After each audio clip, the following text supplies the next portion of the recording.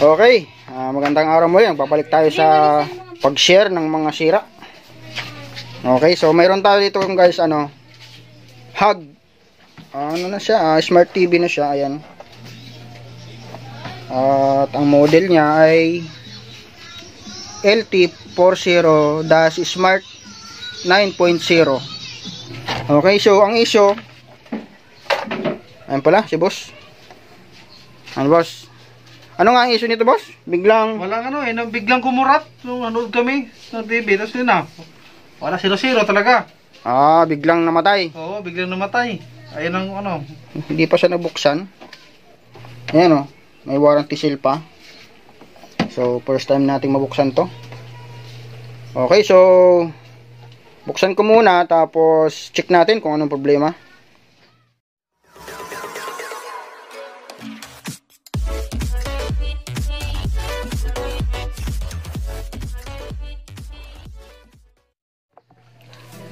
Okay, ayan na. So, nabuksan na natin. So, yan lang yung laman niya guys, So, nandiyan na lahat. Power supply, mainboard, inverter, ayan. Na-check ko na kanina guys. May shorted dito sa secondary ng mga low voltage circulator natin. So, yan, pakita ko lang guys. So, yan, naka-range tayo ng buzzer mode sa ating digital tester. Ayan. So, nag-connect natin yung positive test probe sa body. So, dito sa 5 volts, ayun, trackpan. So, dito pa lang, mayroon na siyang short. Ayan. Itong capacitor na Mylar yan, Ayan, tapos pati yung kabila. Ayan. Tapos dito sa kabilang dulo, ganun din, may short din. Ayan, Ayan. So, nagreklamo yung tester. May short daw. Ayan. So, dito sa side na ito, wala naman. Ayan, wala. Pero dito, sa isang LDO na naman, yan, mayroon na naman, So, malamang isa lang yung short yan, guys.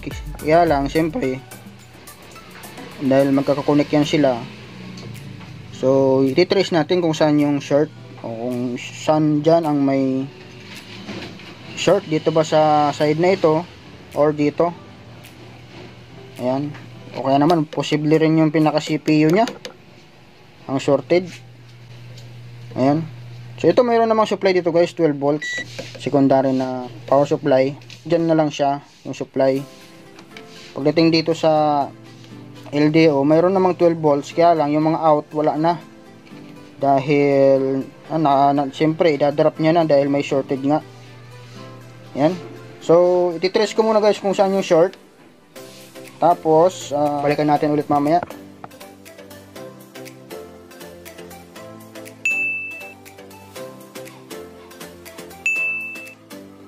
3 days later. Okay. Yan, balik tayo. So, mayroon akong nakita guys na board. So, ayun, niresetahan natin kasi si customer ng board dahil shorted na yung mga LDO dito. Yan. Ito shorted ito. Saka yun. So, ito yun. Yung kabila. So, ito yung mga shorted. Ito, shorted yan. Tapos dito, may shorted din. So, niresetahan ko siya ng board. So, pinalitan natin ang board. Ayan, kaya lang, ang problema, solarized picture yung kanyang picture. Tsaka, mayroon pang mirror. I-adjust pa sa mirror. Kasi baliktad yung kanyang picture.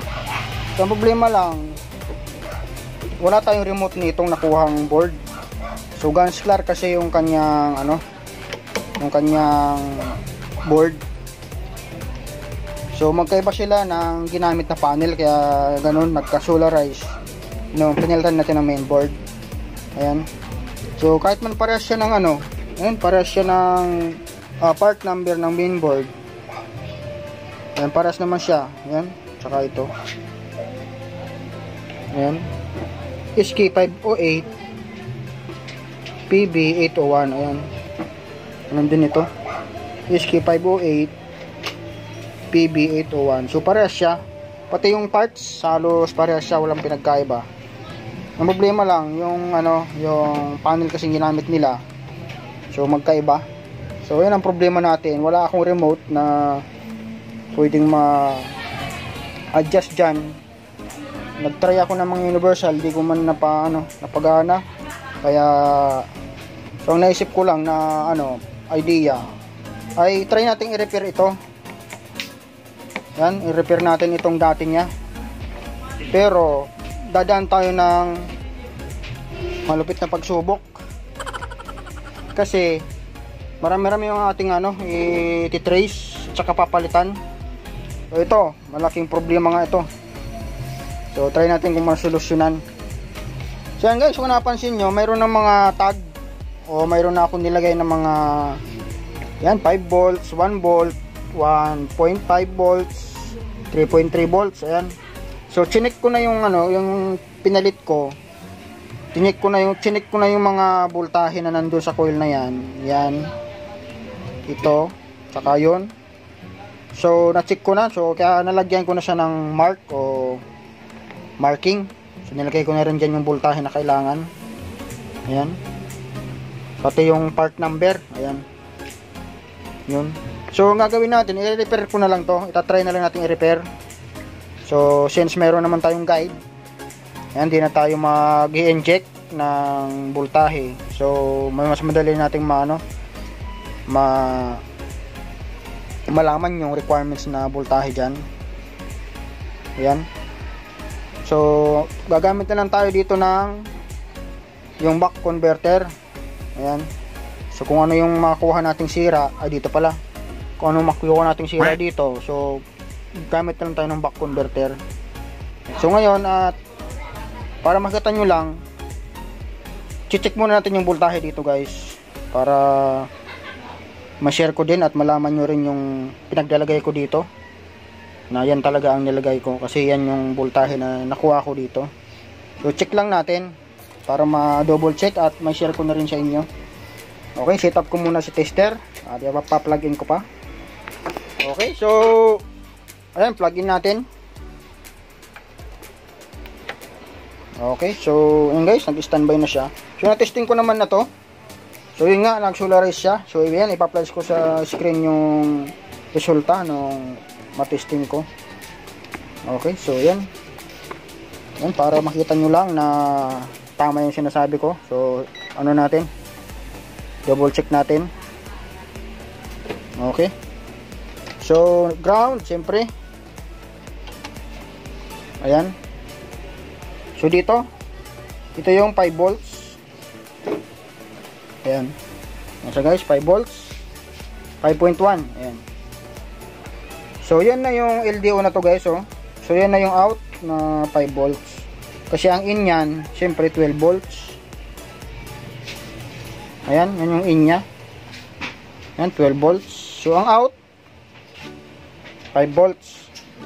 Ayan. Ayan. So yun, 1.5. Yung 3.3 mamaya natin, power on natin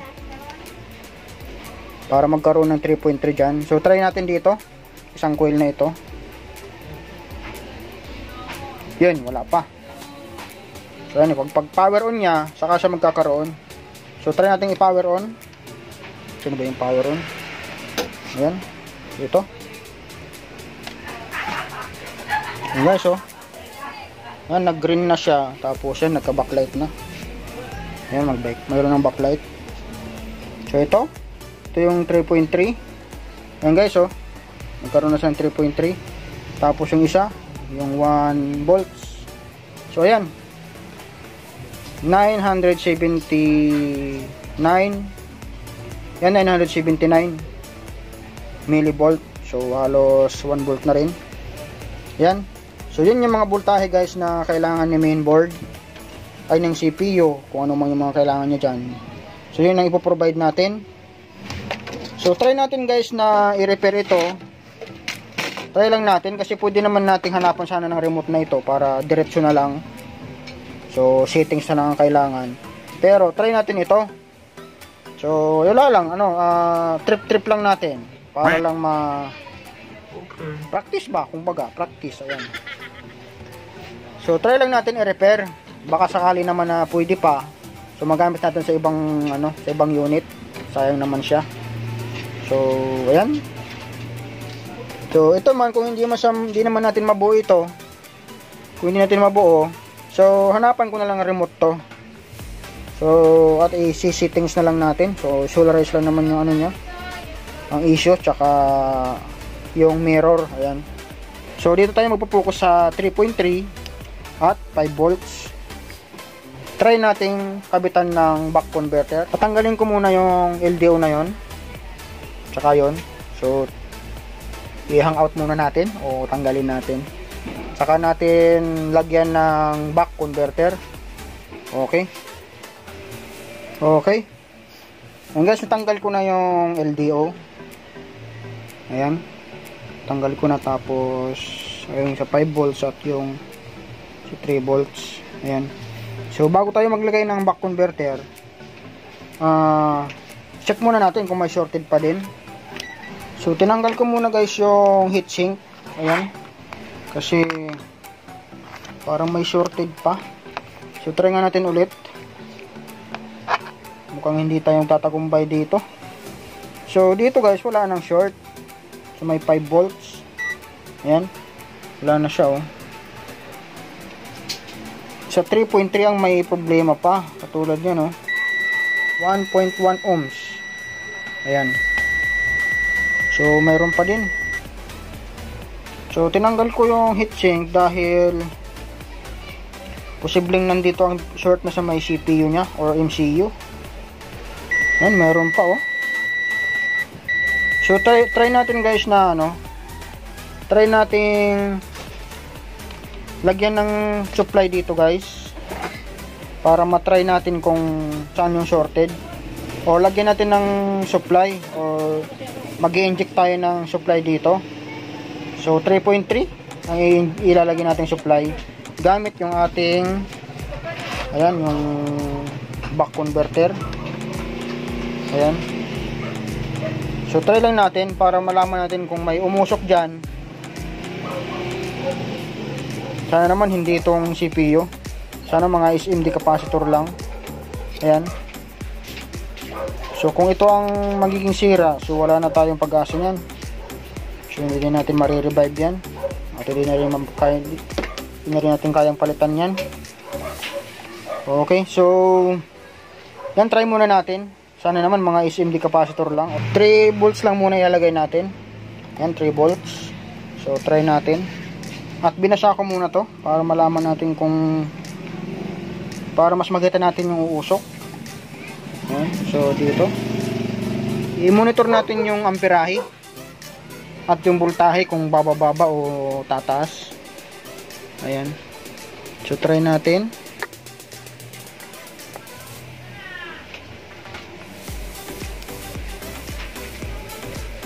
Whoop.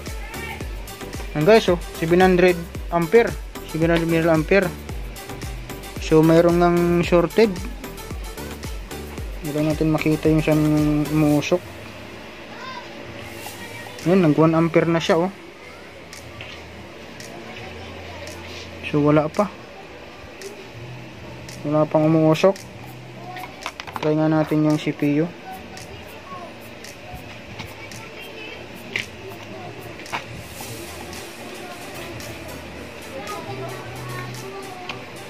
Wala naman, mainit. Ulitin nga natin. Ulitin nga natin dito. Dito na lang. Ayun. So tumataas yung amperahe dahan-dahan. At obserbahan natin kung may mag-react sa pyesa.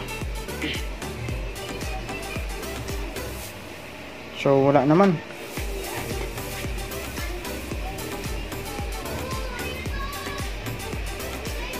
So wala. Wala naman. Kabila nga.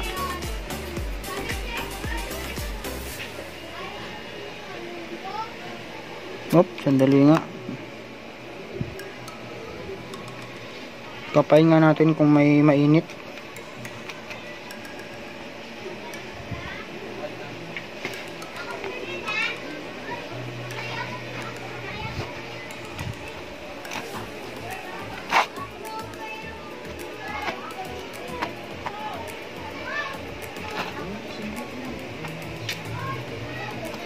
So wala naman.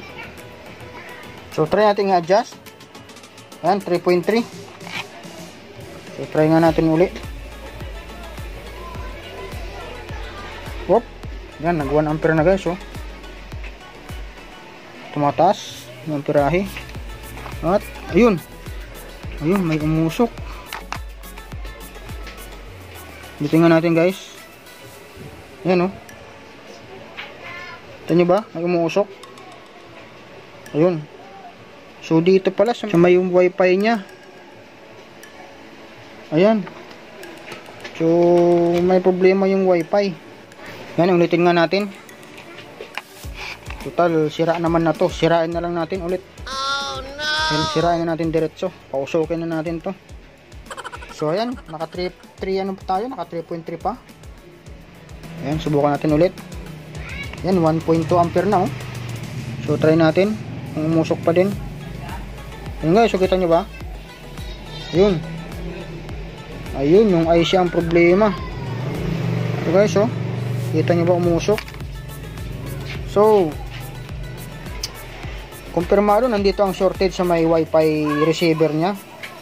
Ayan, dito. Ayan, mainit. Okay, so try muna natin tanggalin to guys, yung module na yan. So pwede naman siya matanggal. Tapos try natin kung may shorted pa. Okay. So yan guys, natanggal ko na. Ito na siya, oh. So ito yung shorted, yung ay pinaka module mismo, o yung RC na yan. So try natin kung may shorted pa. Ito yun. Yan, wala na. Okay, so wala na. So yan guys, pwede natin supplyin na yan. So linisan ko muna to guys. Linisan muna natin. So at least hindi siya hindi CPU yung sira. So mas malala kung dito ang sira. So ito naman, pwede naman to magamit kung sakali mang mabuo natin. Kaya lang hindi siya gagana sa wifi. Ayan. So di ko lang sure kung gagana yung LAN niya, yung LAN cable. So di ko lang sure kung gagana yan siya. So at least magagana pa yung pinaka TV. Ayan. So ayan, linisan muna natin, tapos ayan, balik tayo mamaya. At i-wiring ko na rin guys yung 5 volts muna, yung back converter. Ayan. So ayan, pause muna natin. Okay. Ayan na. So dito muna tayo sa 5 volts na guys, nag-focus. Mamaya na yung sa 3.3. Ayan, so ito yung connection. Ayan. At saka ito pala yung ginamit nating LDO. So maganda itong gamitin guys kasi may selection siya ng output. Ayan. Tingnan nyo. Meron siyang selection ng output. Kung 1.5 ang kailangan nyo, ayan, short mo lang yan. Kung 1.8, kung 2.5, 3.3, ayan. So short mo lang. So ang output niya, kung ano yung sinort mo dyan, so yun ang magiging out. Ayan. So sa ngayon, dahil 5 volts ang kailangan natin, ayan siya, sinort natin yung 5 volts. Ayan, dito yung out niya. So doon na natin kinonect sa coil. Ayan, tapos syempre yung input. So ground at yung input niya, 12 volts yung yan guys, 12 volts yung input. So ang nito, ang input nitong requirements niya, 5 volts to 15 volts. Ayan, nakalagay naman, oh. Ayan. So yung output, ayun, i-select ka lang dyan kung ano yung gusto mong out. Okay. So ayan, plug in natin, tapos tingnan natin guys kung mayroong out na dito. So dito pala hindi na ako hindi na ako nag-connect ng ground kasi isa lang naman yan sila. So naka-connect na yan sa ground doon sa board. Ayan. So try natin kung mayroong out dito na 5 volts. So yung out pala dito ng 5 volts, didiretso siya doon sa 3.3. Ayan, diretso sa 3.3. Ayan. Kaya lang guys pala, automatic ito magkakaroon ng supply na 3.3 kapag na-supplyan siya dito kapag sinupplyan siya ng galing dito. Kasi kung napansin nyo kanina, nag-on yung isang board na ito guys, oh, yung isang board na yon, kung napansin nyo, pag naka-standby ay wala pang out dito, wala pang 3.3. so sa ngayon, dahil ko-convert na natin, so automatic pag nagkaroon ng 5 volts dito, pag nagkaroon ng output na 5 volts dito, automatic mayroon na ring out doon. Ayan. So gagamit pa tayo ng isang palangga dito. Nandito pa. Ito pa siya guys, oh. Ayan. So yan ang mangyayari ngayon. Kung tingnan natin kung ano yung mangyayari sa screen o sa takbo ng unit, kung ano yung mangyayari. Kapag na-convert natin yung LDO dito, yung 3.3. Ayan. So ayan, try natin sukatan. Okay, so naka-plug in na yan guys. So try natin kung mayroong out dito na 5 volts. Ayun. Ayun guys, mayroon na 4.9. So 5 volts na rin. Okay, so ang input niya ito, yun 12 volts. So yan, try natin kung nakarating yung 1.5 dito guys.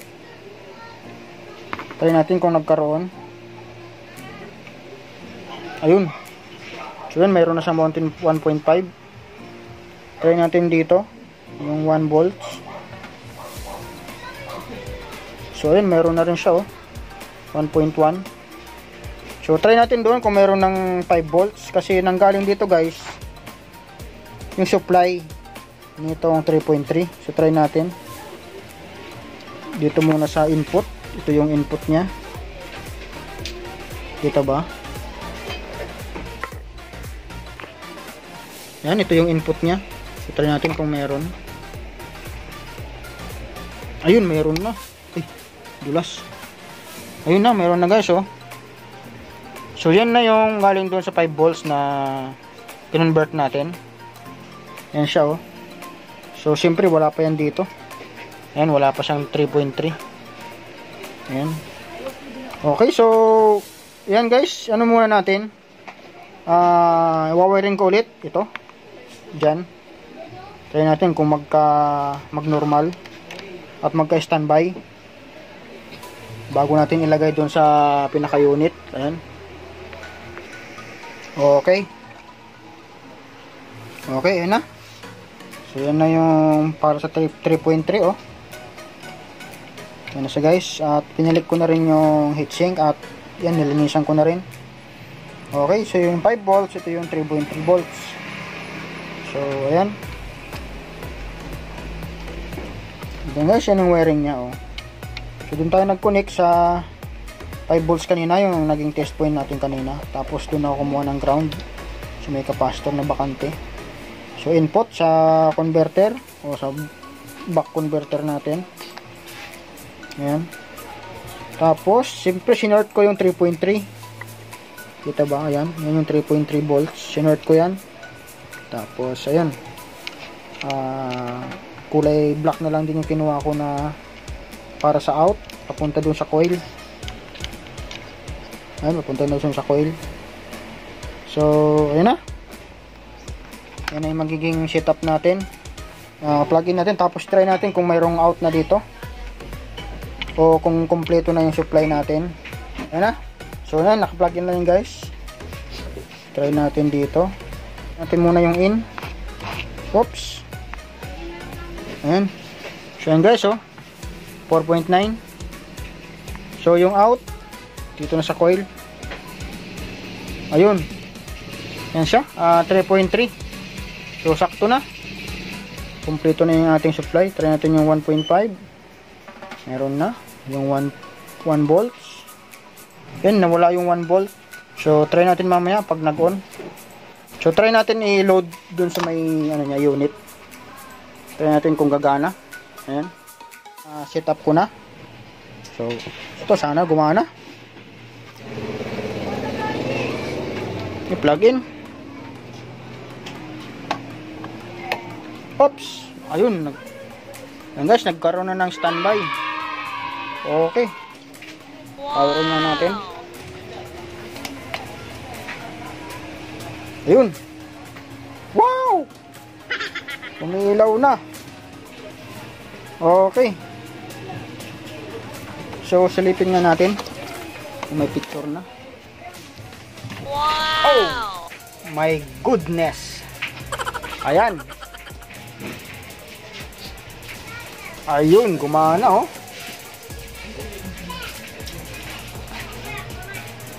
Okay. So, success. Success yung eksperimento natin. Ayan. So, lagyan nga natin ng signal. Lagyan natin ng video para makita natin yung picture. Okay. Angat natin ulit. Ayun. Ayan guys, oh. So, ayun. Nagawin pa natin ng paraan yung board. So, success yung ating operasyon. At yung pag-titrip natin sa board at pagbabaka sakali na gumana. Okay. So, try natin pala na i-power off muna ulit. Tapos, obserbahan natin yung picture. Kung ano yung epekto dahil doon sa na bypass natin yung switching nung sa yung supply nung 3.3 volts na niya, yung LDO. So, try natin i-plug out muna.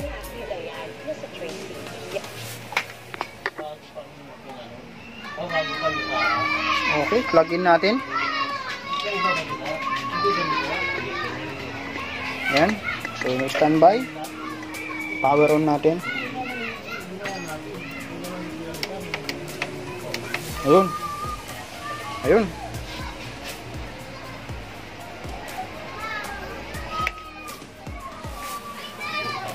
So, okay naman guys. Wala namang problema sa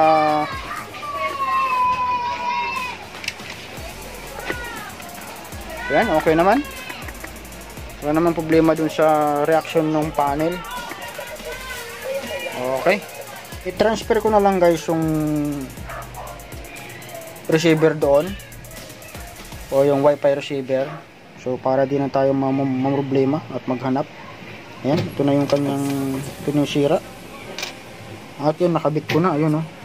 So, okay naman na. Gumagana pa nga yan, guys, oh. Ayan. So, ayan. Okay na. At ito, pipix ko na lang. Pipix ko na lang yung kanyang position. Ayan, kung nagustuhan nyo, guys, at mayroon kayo natutunan sa aking ginawang video. So, like and share na lang. Yung mga hindi pa nakapag-subscribe, please subscribe para updated kayo sa mga video na i-upload ko. At syempre, i-hit nyo na rin yung notification bell. Huwag pala natin kalimutang suportahan ang lahat ng mga nag-share ng kaalaman. Lalo na sa ating mga Pinoy Tech Vlogger. Ayan. Shout out sa mga Pinoy Tech Vloggers. Ayan. Sana nasa mabuti kayong kalagayan. At yan, God bless. Okay, so salamat guys sa panonood.